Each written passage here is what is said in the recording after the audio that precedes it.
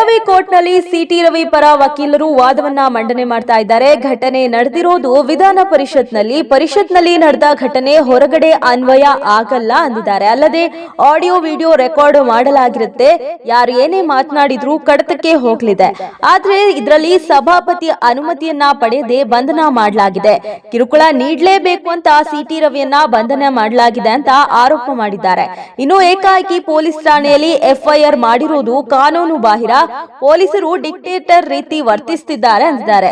ಅಲ್ಲದೆ ನಾವು ಸರ್ವಾಧಿಕಾರಿ ದೇಶದಲ್ಲಿದ್ದೀವ, ರಾತ್ರಿ ಇಡೀ ಬೈಲಹೊಂಗಲ ರಾಮದುರ್ಗ ಸುತ್ತಿಸಿದ್ದಾರೆ, ರಾತ್ರಿ ಇಡೀ ತೊಂದರೆ ಕೊಟ್ಟಿದ್ದಾರೆ, ಊಟವನ್ನೂ ಕೊಟ್ಟಿಲ್ಲ, ದೈಹಿಕವಾಗಿ ಮಾನಸಿಕವಾಗಿ ಕಿರುಕುಳ ಕೊಟ್ಟಿದ್ದಾರೆ ಅಂತ ಸಿಟಿ ರವಿ ಪರ ವಕೀಲರು ವಾದ ಮಾಡ್ತಿದ್ದಾರೆ.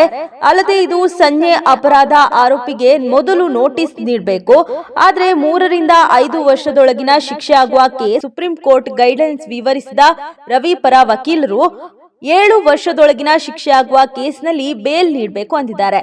ಅಲ್ಲದೆ ಸಿಟಿ ರವಿ ಅವರು ಜನಪ್ರತಿನಿಧಿ ಆಗಿದ್ದಾರೆ, ಆದ್ರೆ ಸದನದೊಳಗಿನ ವಿಚಾರಕ್ಕೆ ಪೊಲೀಸರು ಎಂಟ್ರಿ, ಸಭಾಪತಿ ಅನುಮತಿ ಪಡೆಯದೆ ಬಂಧಿಸಿದ್ದು ತಪ್ಪು ಅಂತ ಸಿಟಿ ರವಿ ಪರ ವಕೀಲರು ವಾದವನ್ನ ಮಂಡನೆ ಮಾಡಿದ್ದಾರೆ.